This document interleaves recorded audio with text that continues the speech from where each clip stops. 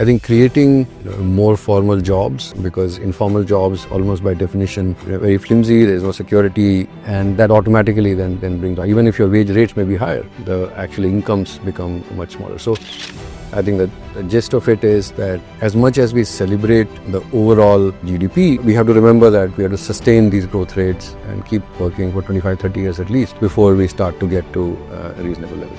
This evolution, Neelkanth, particularly from low income to middle income and obviously the middle income to higher income, basically means fairly fundamental changes to the economy itself. And the moment you start moving from the 3,000 to the 8,000, you start having discretionary savings and spreads. And so that change, that movement itself is it's a force multiplier. Absolutely right, that as you go from $3,000 to $10,000 per capita, car ownership, doesn't go from 10% to say 30% right. or 35%. It goes from 10% to 90% because frankly, as beyond a certain point, as your incomes grow, what are you going to spend on? So then it finally comes down to the transportation that you use, the number of times that you fly, the amount you spend on vacations, the size of the house you live in.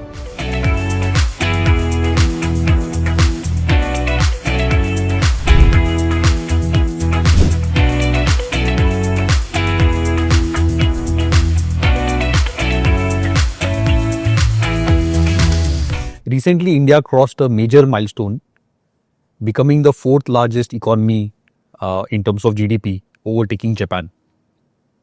This is a fantastic milestone. Having said that, we should also be cognizant that India's GDP per capita or per capita income continues to be quite small. Today's open dialogue discussion focuses on this aspect, that as we grow as an economy, how do we also become wealthier, and what does per capita income mean and what implications it has for the society at large. Joining me for the discussion today is Neelkanth Mishra. Neelkanth, welcome to the show. Thank you, Sabir.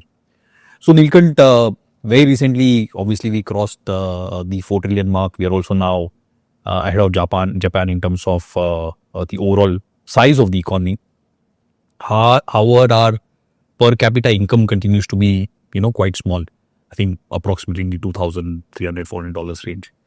So firstly, will be just helpful to understand from you, like how this stacks up. How do we stack up versus the rest of the world and so on and so forth. And then we can dive into a little bit of the reasons and how it has evolved and, what the future holds for us. The fact that we are the most populous nation, it's almost inevitable that at some point we will be very important in terms of the size of overall GDP. But if you take a GDP of $4 trillion, and remember that we are likely to cross it this fiscal year. I mean, if you look at the run rate, maybe we haven't crossed it yet, but very likely we are crossing it this year. I would say give or take $4.1, $4.2 trillion of GDP and 1.45 billion people. We are slightly short of south of $3,000 per capita GDP. This keeps us at rank of 140 in the world. So you're the fourth largest economy. Yeah. But in GDP per capita, we are 140th. In fact, even China has just come below 100. Right. So China is the second largest economy, but again, their population size is more or less similar to ours. So on a per capita basis, they have just about come below 100. So we all have a long way to go. There are two ways to look at it. How have we performed in the last 30 years in our rankings? There is an improvement, meaning we would have been maybe 155, 160. See, remember that the number of countries for which IMF reports per capita GDP also has been expanding over time. So if you adjust for all that, we would have been about 155, 160. So we have been growing faster and steadily catching up to other countries.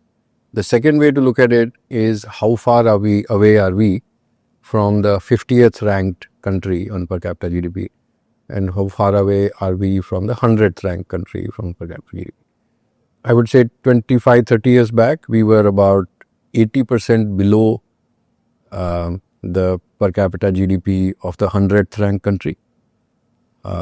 By the end of this decade, we will be about, say, 50-55% below in the 100th ranked country. So you can see how far it is, how long we have to grow at an above average pace for us to be able to catch up and be counted as among the more prosperous countries. And this is partly also because the world also keeps going forward. So it is not that if we are growing at 7, the world on average is growing at 3.5, 4. So there's only so much catch up that we are doing on an overall GDP perspective. And if you adjust for labor input, meaning that our population growth is also faster, so the outperformance on a per capita basis is actually not that substantial. And so if you exclude the African countries, actually we have a very, very long way to go. Understood. So, fourth in terms of the size of the economy, but 140th in terms of the, quote unquote wealth. Per capita incomes. Per capita income. Yeah, sorry, not wealth, but incomes. Which is, I mean, as a nation, as a conglomeration, maybe we are large, but as individuals, we have a very long way to go. Yeah. And as you rightly said, by the end of this decade as well, there is a 50% gap between us and the 100th economy in this chart. So this is not something that we can bridge in a few years or even a few decades. So there is a long way to go, obviously. Now, maybe we first start with a little bit of a historical perspective, because one of the solid achievements actually, both for China and India over the last 30 odd years, is the amount of people that they moved outside of the poverty line. So, and this is real, right? This is not some statistical game that people are playing. So there is that has happened. At the same time, at the national level, the per capita incomes don't seem to be that good. So if you can just talk a little bit about what's happened in the history and how we landed. Yeah, so I think it's given that India is a sixth of humanity, there is a lot of variation in that average. In fact, while we are even looking at that average, it's important to adjust for what we discussed in the earlier episodes, purchasing power parity. See, the fact that the average cost of living in India is much lower, the nominal per capita GDP perhaps understates our overall incomes, and that can grow faster than real GDP. So, so one way to again look at that is PPP adjusted per capita GDP. So in US dollar comparison terms is about $9,500, $10,000. It's not $3,000. Our rank improves from about 140 to 125, 126. And the distance to the 100th rank falls from about 70% to about, I would say, 60%. So, but still, it's a long way to go. Now, on the poverty side, the World Bank gives you two numbers. One, poverty at a $2 per day, 2.15 is their definition of extreme poverty. Is also they bumped it up recently to $3 per day. So that ratio is now around 2% in India. So as per the 2022-23 survey, so we've come a long way. 2% of Indians are below the $2. 5% if you do it at $3. Right. So so let's keep it at 3 because that's what World Bank now considers abject poverty and extreme poverty. And so on that, about 5% of Indians are below that poverty threshold. There is still too many. And having 7-8 crore people who are defined as extremely poor is a very, very worrying estimate. If you look at multidimensional poverty, wherein you may have some income, some access to food, but do you have access to education? Do you have access to suitable healthcare? That 5% becomes 11%. So, so clearly, I mean, I think we have come a very long way, especially I would say in the last 25 years, where we have learned to solve basic problems like provide rural roads, access to electricity, food, delivery of food, direct benefits transfer, very basic healthcare, universal education, enrollment at least in primary school. So as we started to solve some of those problems and provide cheap energy, phones, so I think this has worked wonderfully well. But clearly there is a long way to go.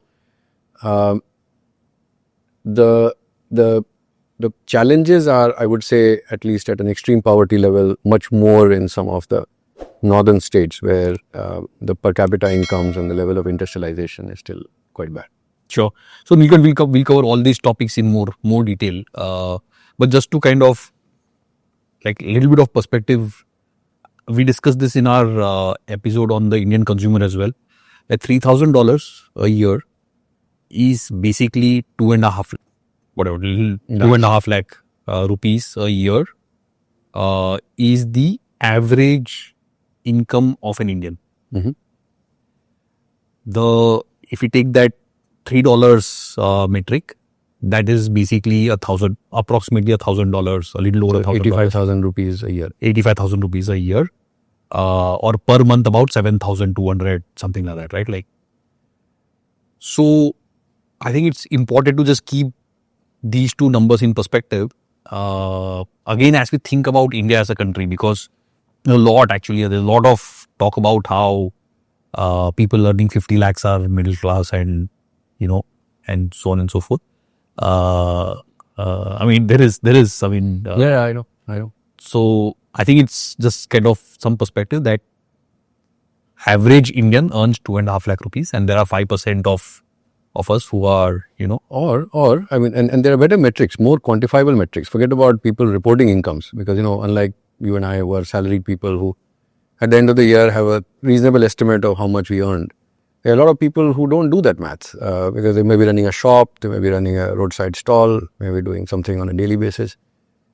But car penetration is 8%. So if you own a car, you're in the top 8% of the population.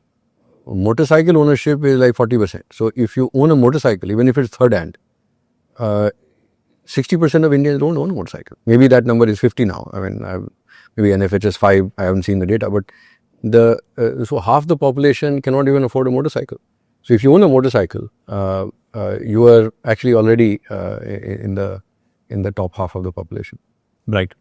And Neelkanth, how does this vary? Because the other discussion you have is that cities are far more expensive and so on and so forth. So if you were to take a cut between, let's say, metros or urban India and the rest of India, how, I'm sure exact numbers are not available, but how much would it be different? So as I mentioned, Sikkim and Goa and Delhi are even today, at $8,000-9,000 per capita. Right. So that's substantially better than the average Indian. If you look at Mumbai, of course, Brihan Mumbai, meaning that Thane and Mumbai suburban and few other districts, Navi Mumbai. If you combine all of that, I think their per capita GDP would be actually slightly better than that of Delhi or even Goa. And this is despite the slums and the poverty and so on and so forth. So the cities, by and large, are have much higher incomes. And another way of slicing the same information is formal employment versus informal employment. So if you look at, and this is the analysis I did in 2014-15 using 2012 data, that if you looked at formally employed people in formal firms, you would see that the per capita income was as good as a middle income economy. So $15,000-20,000 per capita. The moment you, and remember $20,000 per capita is like 15 lakhs a year. The moment you go to the informally employed people who basically don't get enough jobs in a year, who are not employed for enough number of hours. At that time, when it was $15,000 for the formally employed, that number fell to some 80,000 rupees. So maybe at that time the rupee was a bit lower as well. So it was much lower.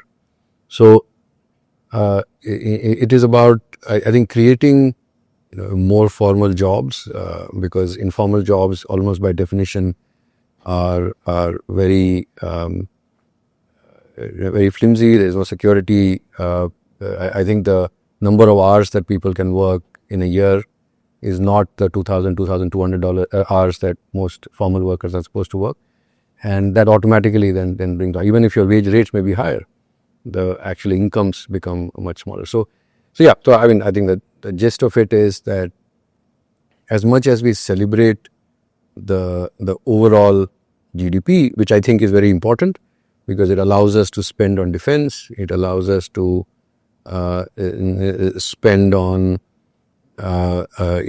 basic infrastructure. It creates a tax base which allows the government to solve some of the problems at the ground level. We have to remember that we have to sustain these growth rates and keep working for 25-30 years at least before we start to get to reasonable levels. Right. So, Neelkanth, just putting this again in a globe. So, there is this notion of the high income, the middle income, and the low income. So, what does it take for us to move from where we are to, let's say, a middle income? What is the gap, and what does that journey look like? So, from low income to middle income is something that most countries are able to manage, because a lot of what needs to happen is copy paste, meaning these are problems that someone has already solved. So you kind of copy paste that here, and somehow the income and productivity starts to go up. So to give you an example, if you have no phones, which is what happened in rural India in 2008, you within 10 years go to the cheapest 4G data in the world. In 10 years, and so rural literacy is still 60%. It should be 80-90%, but it's still too low. But at least we've gone from 10% to 60%. In 10 years, you've traversed a distance which rural America, USA, did over 90 years. So they started with basic phones, then phones that you could use in cars, to 1G phones, to 2G phones, to 3G phones, to 4G phones, and then cheap 4G phones. 10 years. And this happened not because India developed cell phone technology, but just copy pasted stuff which had been perfected. The cost of equipment had become cheaper, the cost of smartphones had become cheaper, and then you were copy pasting that. So that the growth from low income to middle income is somewhat easy, because the barriers are mostly internal, and so long as there is political consensus, there is political stability. So we are not sort of getting into wars and repeated, say, natural calamities or whatever. I think sustaining a growth rate where total factor productivity is rising at 2% a year is not that difficult. The challenge comes when you start going from about middle income to high income, because the models of growth that you need to adopt at that time are one, they're untested, meaning that you, so like in this case, even 5G, we are rolled out 7-8 years after the world started using it. But on 6G, we need to be front and center. And remember that 6G is a standard. Of course, there will be nuances which will come up over the next 5 years. 2030 is the launch. But does it really affect productivity? If you invest $10 billion as a telecom service provider, will you get the returns out of it? Will people buy those services? So there is a risk capital involved. Now, as you go from low income to middle income, all the business models are well tried and tested. So this is how you make cement. This is how you make steel. This is how you make cables and wires and tiles.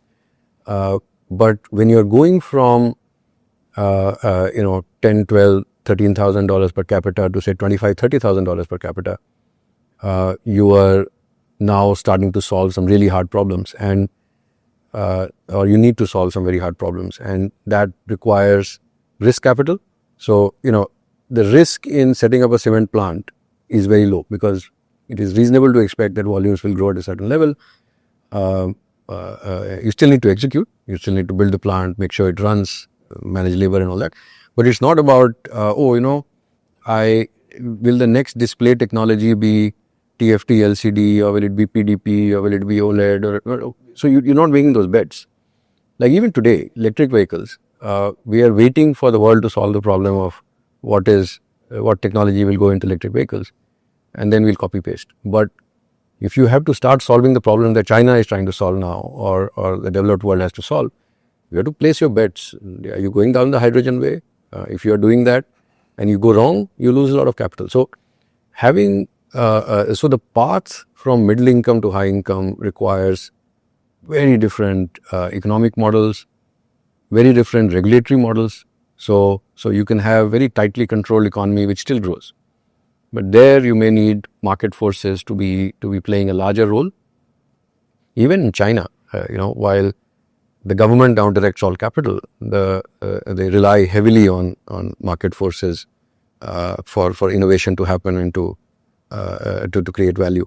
So the second big problem I think that India will have to face, and this is something that we all need to worry about, is that in the last 40-50 years, the growth of most economies was what you would call assisted rise. So it was in America's interest, because they had seen what had happened after the First World War, where when they tried to extract too much out of Germany, they pushed them into the hands of Hitler, and the Second World War had to happen. So they worked with the Marshall Plan. So the revival of Germany, revival of Japan was effectively engineered by America in order to separate, or at least keep the communists out. They worked with Taiwan, they worked with Korea. This is what I call assisted rise. When China started to open up in order to create a bulwark against or break apart the Soviet Union's sort of Eastern Bloc, they allowed China to rise. Once you become, say, a $15 trillion economy, so we are today about 4, but it is reasonable that in 6-7 years it'll be double, and then maybe another 7 years or 15 years later we could be a $15 trillion economy.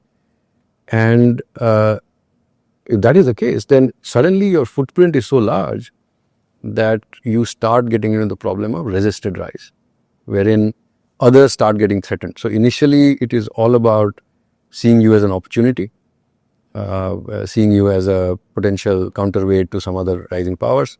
But the moment you start becoming a power on your own, then you need to have R&D systems, you need to have technology sovereignty. So there are a lot of other things that start becoming challenging. And given our size and scale, I think we need to start worrying about those problems today.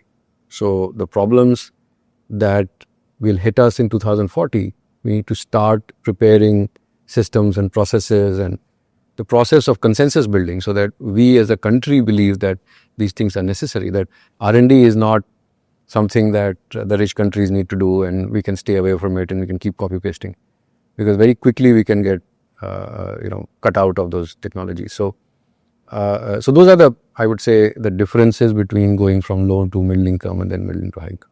Right. And just numerically, what is a low income? What's a middle income? What's a... So this is, so in the middle income also there is lower middle income and there is upper middle income.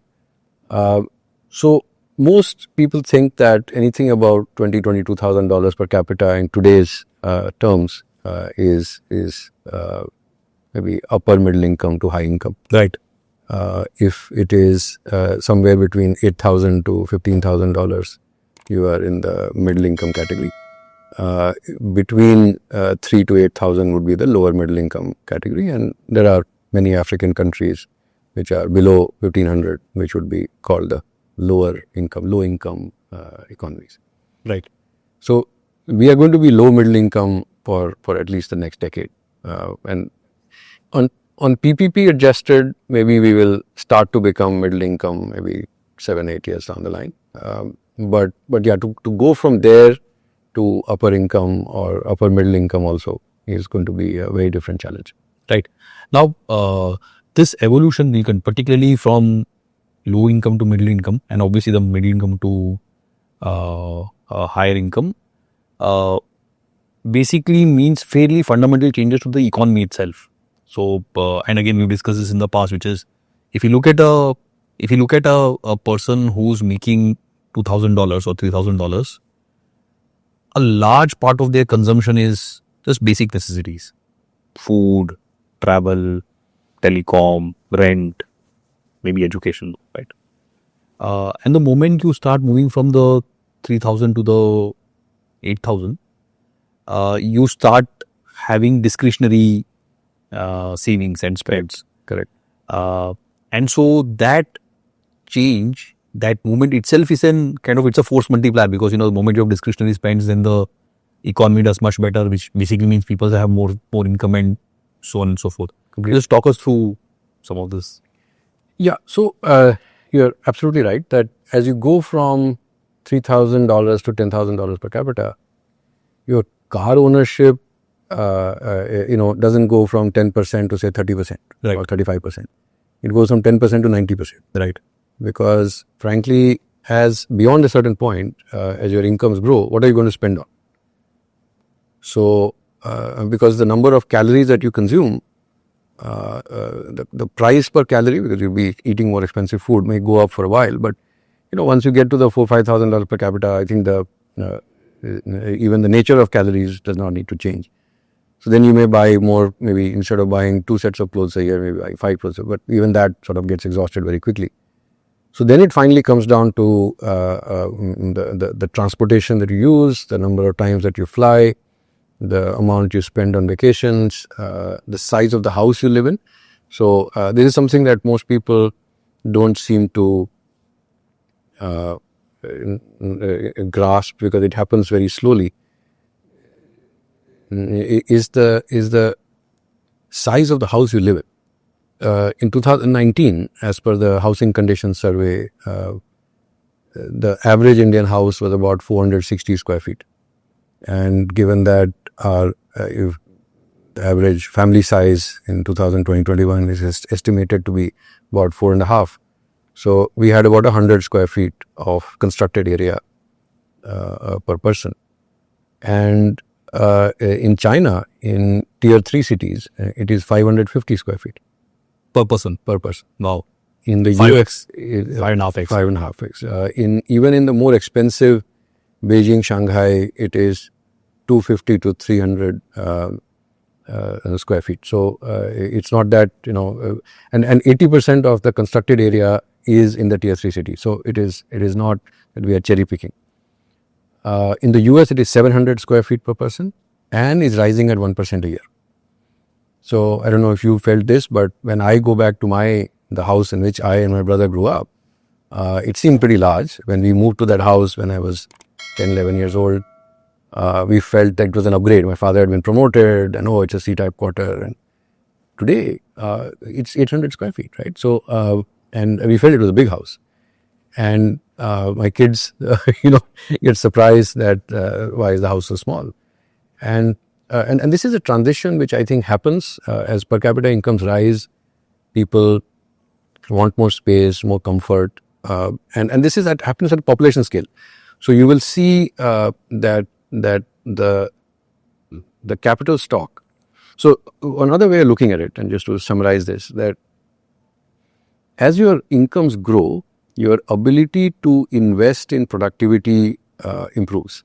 Right? So which is why people can fly more, you have more high-speed trains, better quality trains, more cars. So capital stock goes up. So the difference between a rich country and a poor country is the capital stock that they have. But there is also a human capital element here. That there are certain types of jobs which become necessary when you are in a high per capita income society. So like, to make shoes, because it's the most manual of all manufacturing processes, the average salary is in the 12 to 15,000 rupees a month. If you want to do more than that, or if you want to earn more than that, there is no way that a shoe will be affordable. Now, but the skills needed to make a shoe, like, there is someone on the assembly line who just applying glue and then holding it together, and someone is out stitching a few things. These are things that if you want to get to so 15,000 rupees a month is give or take $2,200 per capita per year, and if you want to be a $15,000 per capita economy, then you have to have a very large number of people in services, in high quality, high paying services, and even manufacturing has to be much more sophisticated, many more robots, capital stock. But it is not natural that someone who can work on a shoe assembly line can also do high value add services work. And some of these problems need to be solved very early in life. Right. Perhaps in one of our earlier episodes, we have discussed the problem with China. Yeah. That because the growth in China, which has been compressed into 50 years, what used to happen over 200 years in the developed markets or the currently developed markets, the investment in social infrastructure, the investment in human capital has been a bit behind the curve. So there is a very large number of workers who today, who used to work in the factories and who were very integral to China's manufacturing strength, say 15 years back or 10 years back, are today unemployable. Even Mexico has gone through this. So from joining the NAFTA to say the late 90s, when their per capita income reached a certain level, where certain types of manufacturing were just not viable. Those people could only go on the street and sell food because there are no other jobs available. So, and the challenge in human development is that 90% of the brain gets formed by the age of 5. A lot of the intelligence and IQ that you see later in life is actually formed in the first 5-7 years. And so if you don't solve the healthcare and educational problems, nutritional problems today, the prime working age people in 2047 are going to be incapable of generating that per capita income. So it's a combination of human capital and physical capital. And the physical capital is the quality of the real estate, the size of the house, the quality of the house, the construction. It is the quality of manufacturing physical stock, basically factories, machinery, and urban infrastructure. So how efficiently can you travel from point A to point B? So all of these things add up to when you are looking at productivity growth. Great. Now, Neelkanth, will be helpful if we can take, let's say, some country which has made this movement, maybe Singapore or I don't know, South Korea or someone, and talk through that journey. And maybe then we can see if there are some learnings for. So the countries that have gone from middle income to upper income in the last, say, 35-40 years should be our role models, because clearly we can't be aping, say, a Thailand, which has done wonders for its people to some extent, but now it's reasonably clear that it may not become rich before it gets old. So the countries that have managed to go from lower income to middle income to high income, and are reasonably sized. Singapore, while I think they're a phenomenal country, extremely well managed, that has fewer lessons for us because it is much easier to manage small teams. And as I told you earlier, some of the smaller states in India have actually done phenomenally well. So a Goa or a Sikkim have, I think, very high per capita incomes. So the countries are South Korea, Taiwan, Ireland, Poland. So these are countries that have gone from middle income to upper income. There are many countries like Argentina, Brazil, Hungary, Czechia, even Turkey, South Africa, which went from low income to middle income very fast and then have struggled. Right. Some because of social issues like in South Africa, and some because of economic mismanagement like in most of Latin America. So the question is, what did South Korea and Taiwan do? And I'll come to why I'm not going after Ireland, and though there are many lessons from there as well, Ireland and Poland. So one of the things they did was they focused on building their own product development and research ecosystems.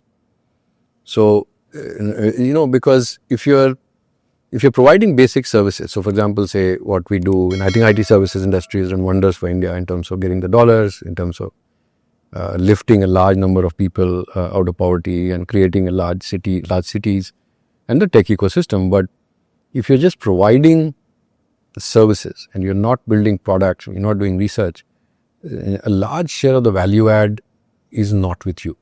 So even if Microsoft is doing or Intel is developing a lot of high-end chips in India, the percentage of value add that stays in India is like cost plus. Whereas, say, Apple's margins are all, of course, unfortunately, they don't even keep it in the US. they keep it somewhere outside. They don't have to pay taxes. But the point is that, so South Korea invested heavily in making or joining what we call the circle of five, that, the top five companies or at least the top five countries in that ecosystem. Like they dominate cars, they like in the IKEA, they used to dominate shipbuilding. Now the Chinese are hitting them hard, biotech, and of course electronics and semiconductors. So they've done phenomenally well in these. And so there was state directed interventions to make sure that adequate capital was provided, the ecosystem changes happen. But I think the most important lesson from them is that even when they were lower middle income, they invested heavily in social inputs. I would say the development of human capital. So high school enrollment, even in the early 70s in South Korea, was nearly 100%. Same in Taiwan. So people think that high school enrollment being low when you are lower per capita is okay. The problem is, if you're going to be moving from lower to middle income in the next 20 years, the people who are not finished high school are going to be unemployable after that, which is what China is facing. So China's high school enrollment was 46% even in 2002-03. And so a lot of those people are now unable to participate in this economy because the per capita income is now $10,000 to $12,000 per capita. There is no way that they can find jobs which can pay more than that. So they invested heavily in human capital. Do you know that the average height of a Korean has risen by 4 inches in the last 45 years? Wow. It also tells you how badly they were nourished earlier. but it is because of early childhood nutrition, maternal care, and doing that generation after generation, there is significant increase in physical height. So they are physically stronger, more capable, less morbidity, more working hours per year, and so on and so forth. So I think investment in human capital, investment in R&D, because that is where, as I was mentioning earlier, middle income countries get stuck because they don't have the economic models to support risk taking, research and development, innovation. And so creating those ecosystems is extremely important. The advantages that Ireland and Poland have had are of an economy which is very close, right? The Eurozone. So Poland, before the Second World War, was one of the leading economies in Europe, or at least was reasonably well developed. And it was the destruction of the Second World War and then the occupation, or let's say being part of the Eastern Bloc, Iron Curtain, which kept them slow. But once they opened up, and particularly as they got more integrated to the Eurozone, the things move very fast. So I'll give you an example. This is going back 700-800 years. In Hungary, there was this king called Bela IV, who at that time the population density in the area what is now Hungary was very low, and the kings used to sort of manage the villages themselves. So they would say, this village will do this village will do that, and that is how the kingdom ran. Now, for some reason, I will spare you the details, Genghis Khan's descendants attacked. Now, those people were completely brutal. So the king ran away, because normally when they attacked and they won, they would kill everyone. So he ran away. But the the business model of the Mongols was such that they were much more suited to raid and run away. They didn't have the ability to occupy. So they raided and ran away. And then Bela came back. And then what he did was phenomenal. So he figured out that, look, I need more people because this is too lightly populated. So I can't even find workers and all of that. And it's a very reasonably fertile land. And I need to privatize. So what he did was he went to Germany, told the farmers, I'll cut taxes. See, this is 800 years back, 700 years back. So I'll cut taxes. You come, I will give you 3 to 4 villages. You collect whatever you want to from that. All I want is, if someone attacks and I want an army, you have to come and support. What these farmers who moved from Germany to Hungary did was that they brought in modern technology, meaning they were using heavier plows, they were doing 2 crops a year instead of 1 crop a year. So population density went up. So labor input, see, at that time labor was the only thing you could change. There was no industrialization. So they brought in more workers, they brought in better technology. And within 100 years, within 50 years, the economy had been completely transformed.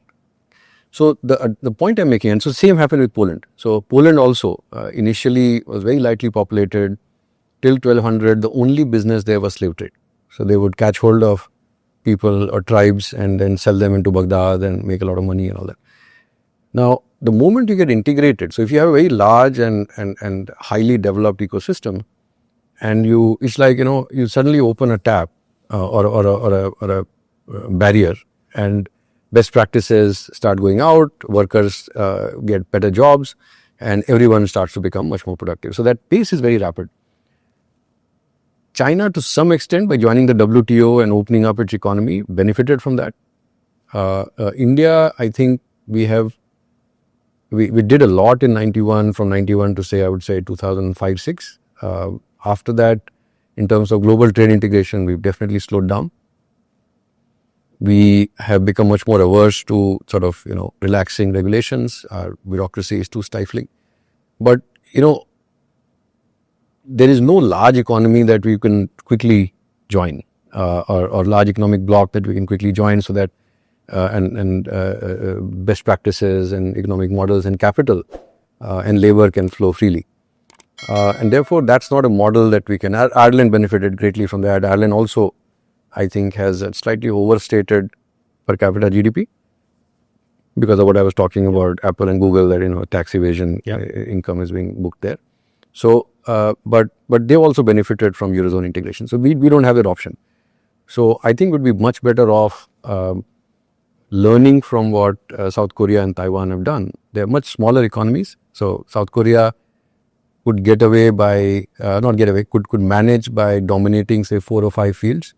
If we have to solve that and we have to start dominating, say, in 2040, because we have to start working on it right now, we have to target 15 to 20 large sort of industries where we aim to be among the top 5 countries in the world.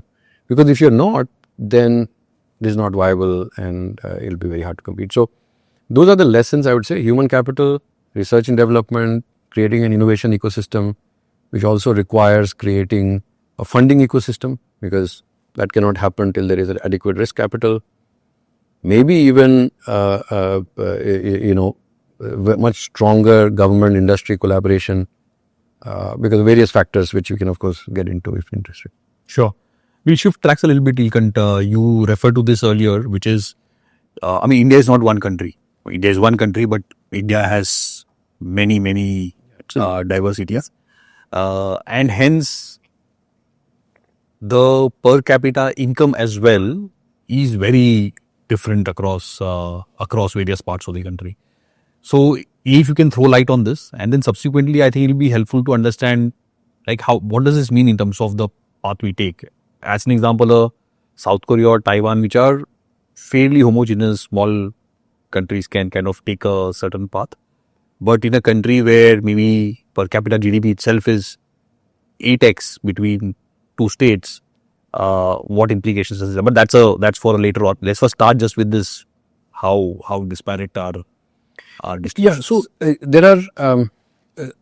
So using the same Eurozone example, the fact that we are a union of states and we are fully integrated with GST, even the interstate economic barriers have been removed. So labor can move freely, capital can move freely. In fact, if you see Bihar's share of deposits, banking deposits, I mean per capita, of course, it's much very low, but its share of deposits is much larger than its share of credit. So in many ways, savings from Bihar are fueling industrial growth in Maharashtra and Tamil Nadu and Karnataka, right? So this capital or integration on the capital side, integration on the labor side is extremely important. Why isn't this showing up in per capita GDP normalizing very quickly? Meaning, why isn't Bihar benefiting as much from, say, the industrial might of Tamil Nadu? It is partly because of local politics, and this is the second point I want to make, that in the next level of reforms, we have to see state governments taking the initiative. So the central jurisdiction is limited to things that matter at a national level. So looking to New Delhi for changes all over India are unwise. And in fact, the central government is more than aware of this. So, for example, they have deliberately said that this is the maximum amount of capex we can do productively, national highways, railways. Beyond this, whatever amount I get surplus, I will create incentive structures for states to do their capex. So they kind of do a competition that if you have a good product or if you have a good project, I will fund it if you do the right thing. So the reforms need to happen at the state level. So the availability of land. So you must have seen Maharashtra recently, like just 2 days back, announced that they would, spend 20,000 crores acquiring land, or creating a land bank. Tamil Nadu has a big land bank, so any industry that goes, they get land within 7 days, 10 days. UP is creating 20,000, I think created 20,000 acres or hectares of land bank. So states need to make land available much better. They need to ease, labor.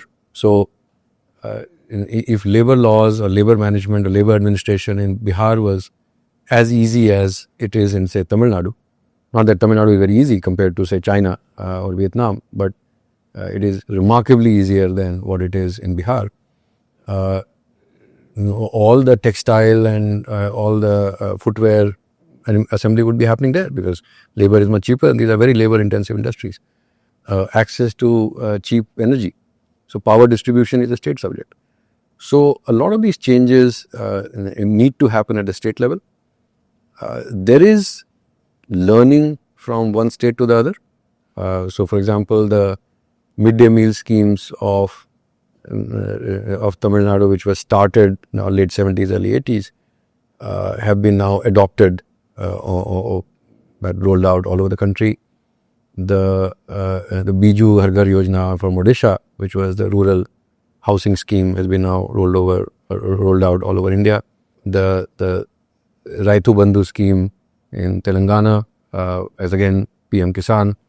The income transfer schemes that started again in Andhra have now become common. So states do learn from each other because the bureaucracy is the same batch and they keep learning, copy pasting.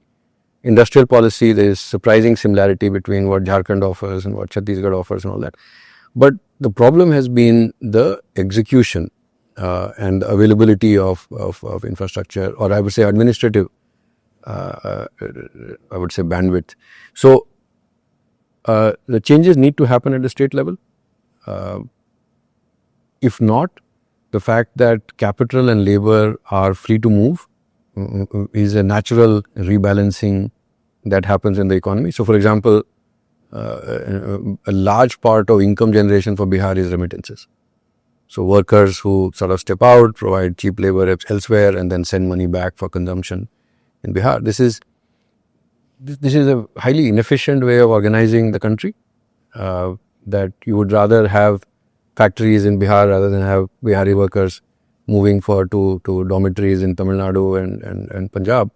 But this at least creates some kind of normalcy. So per capita incomes are very diverse, but the per capita GDP growth or GSDP growth is not that diverse. So there is a surprise. There are learnings happening, but I do think that on human capital development, because fertility rates in some of the poorer states is much larger, and therefore, if you look at the share of workers in 2047 or 2050, we have to solve for the healthcare, education issues in Bihar, UP, Jharkhand, Rajasthan, Chhattisgarh, MP, Odisha. Other states, the fertility rates are actually quite coming down. So, so those would be the challenges as we prepare to sustain our growth rates over the next 25 years. And I mean, kind of taking off from the point you made, it is perhaps the fact that the other states, like particularly let's say the southern states or the northeastern states or the western states, invested in the basic infrastructure, human capital, basic roads, electricity, etc. That today they are at a much better per capita GDP than the others. So in those states, perhaps there's a lot more investment just in this basic infrastructure that. No, that's a great point, because even in the year 1997, 100% of rural habitations in Punjab, Haryana and Kerala had access to all-weather roads. Right. And it was not surprising that their per capita GDP was so much higher. Of course, they've not taken the next steps. Haryana has to some extent, but Punjab and Kerala have been stuck. But it's only now that that 100% road connectivity exists in UP and Bihar also. But on human capital and administrative capacity, and I think this is quite, we are getting into areas which are still not very clear in my mind. We haven't seen convincing theories behind it, but I have heard of some hypotheses, and I have my own as well. So one of those is that even at the time of independence, UP, Bihar, and to some extent West Bengal had very light administrative infrastructure. And this was a legacy of how the British colonized India. So because they started from Kolkata, where is Bengal, and then slowly progressed westwards and southwards, in the first 60-80 years, they mostly ran with the zamindari system. So basically, they told someone that, look, this land is yours. I just want this tax from you.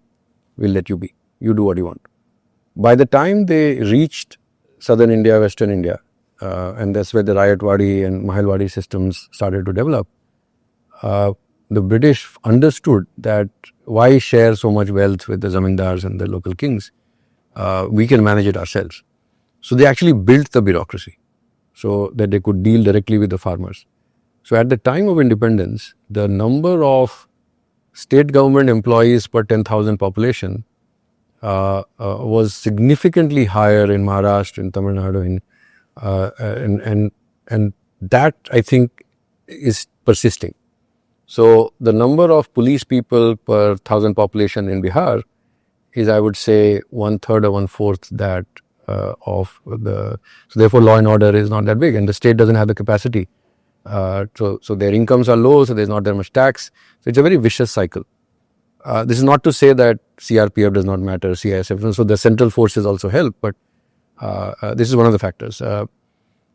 The social reform in some of the coastal states has also been faster. So caste changes, caste-related turbulence that needed to happen happened in the late 19th century, early 20th century in Tamil Nadu and the southern states. This happened 100 years later in UP Bihar with the Mandal agitation and the stuff that happened after that. So, and caste reform was very important for or at least allowing lower castes to come out and feel confident and empowered is an extremely important part of economic development as well. So there are many such factors at play. UP seems to be making the right strides now. So they have done phenomenally well on hard infrastructure like state highways, expressways, availability of power, law and order most importantly. Bihar, in 2006 to 10 did transformative change, but after that has again languished. So it's actually state specific, and that's what happens. Like Maharashtra between 2019 and 24, there was so much political turbulence. It is 16% of India's GDP, but now that it is back into attracting investments, planning infrastructure, doing reforms. I'm very optimistic. UP and Maharashtra can deliver on the promise that they hold. Overall as a country, we should be quite okay. Great. So for India particularly, as we think of first moving from low to middle income and then obviously subsequently, what are one or two big challenges? So in my view, the human capital challenge is the biggest one, right? Because and mostly, and I say that mostly because we don't have a solution at hand. So I know that some states are working really hard. For example, UP, I know a significant effort to reform the education system, reform the healthcare system, but I'm not sure that there is a ready template. It's like, rural roads are the big problem, but then Pradhan Mantri Gram Sadak Yojana, after the first 5-7 years, figured it out that how it has to be done at scale, good quality roads, low corruption, and deliver road connectivity. Same with phones. You could have said by 2010-11 that telecom penetration in India will rise because phone prices were falling, and we had figured out how to do spectrum allocation and infrastructure build-up. In health and education, unfortunately, I don't see a replicable solution which can be sort of transplanted. There are positive changes. Our infant mortality is down sharply, our maternal mortality is down sharply, but we still don't have the right solutions for stunting and malnutrition among younger kids.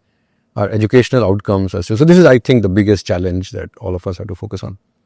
The second is housing, and I think the fact that housing in all our minds is associated with the real estate mafia and outright corruption, a lot of use of cash, tax evasion, has somehow meant that people look at it with some distaste.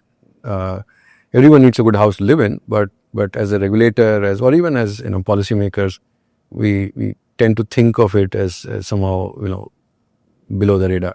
Whereas it's an incredibly important part of job creation, it's an incredibly important part of productivity, and I would say internal demand generation. So I think the regulation of real estate, I would say urban administration in general, is something that is extraordinarily important for us, because if the price of housing, see the reason why, for example, Texas is beating the stuffing out of California in the US right now, is because Texas has not solved really, but they've done much better on the housing supply side than California. So if your real estate growth is happening because of prices and not volumes, you're not creating jobs, you're making housing too expensive, it's such an essential need for people. So I think reforming that, making sure that supplies are much better than they are, is extremely important. And the third and equally important, though the first two are very basic needs, and I think if we solve them, a lot of other things will start happening, is our focus on research and development and product and I would say technology, progress towards technology sovereignty. We are still heavily dependent on foreign technology. And while that is somewhat a normal stage to cross as you go from lower income to middle income, are we ready, or are we investing so that, say, 15-20 years later, we have our own car companies, our own hard tech companies, our own chip designers, our own, so we have some space companies now, but if you look at the share of rocket launches, India is in less than 5%. Even China is 25%. So everyone talks about SpaceX and NASA and all of that, and Falcon X taking Shubhanshu Shukla to the space station.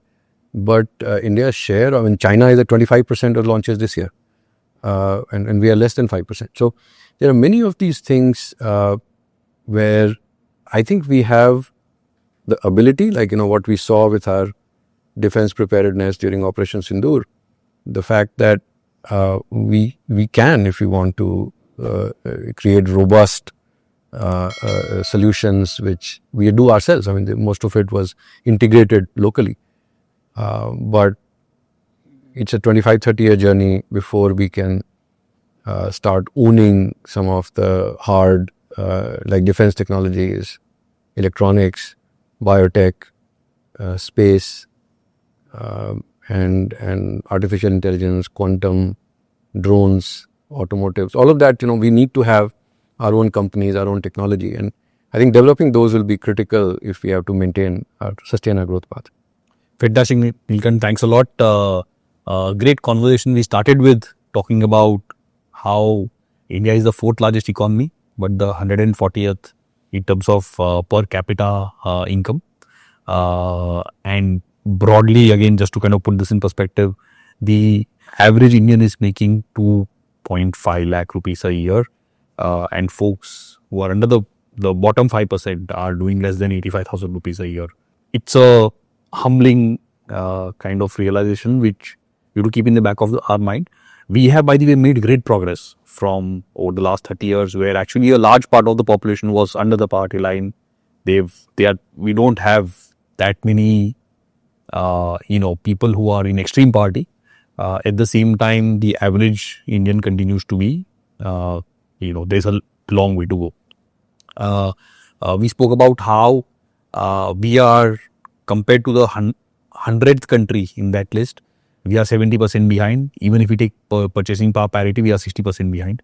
So the distance is quite significant. And by the way, that those countries are also moving. It's not like they've stopped. So there is a long way to go. We spoke about what it takes for a country to move from lower income to middle income and middle income to higher income. A lot of it is around human capital, basic infrastructure, roads, etc. It is also about housing, as you rightly mentioned. And for the movement from most countries make the movement from low income to middle income as they fix this. You said solving these problems is simple because somebody else has solved it. We just need to copy it. The movement from the middle income to the high income is where things get tricky, and very few countries actually are able to make that move. And to make that move, you need to build something proprietary, either IP or brands or product development, etc. Wherein a great analogy you made was about the software industry, wherein we are selling man hours, right? If you're kind of selling services, you are selling man hours. And when you sell man hours, you can only, there are only 24 hours in a day. So you can only sell so many hours. But if you are selling a product, then frankly, the man hour doesn't matter. And so that's the kind of the inflection point that is required. We spoke about examples of how South Korea and Taiwan have done it, and how that has great learnings for us as a country. Primarily that we need to today start investing in R&D and product development and human capital. And human capital, obviously, so that if we wait for us to get to the middle income and then start doing this, it will be tricky. So that's another thing we spoke about. We spoke about the disparity within India itself, wherein the difference in per capita income between the poorer states and the better states is almost 9-10x, and which is obviously very, very significant. It is the smaller states seem to be better managed and doing better. In your mind, it's a function of obviously the early investment in human capital. The states which have invested early in human capital, in education, in roads, in healthcare and stuff like that, have been able to get to higher GDP per capita. The ones who have not are the ones who are struggling. You also mentioned that this also is linked to the administrative capacity of the state, and then that's a vicious or a virtuous cycle, because if you don't have enough administrative capacity, you are not investing enough, and if you're not investing enough, you don't have GDP. If you don't have GDP, you don't have enough taxes, and then it's a... Just to give you an example on that, and that's an excellent point, that more than 20% of NREGA budgets are absorbed by Tamil Nadu, right, and Bihar's share is less than 5%. Right. You would think that because Bihar has the largest number of poorer people, because Bihar doesn't have the administrative capacity to run NREGA projects. Right. Right. And hence a lot of the people from Bihar actually coming to Tamil Nadu and, doing the work. Not doing the Rega work, they can't. Yeah. But yeah. Other types, yeah. So we spoke about that.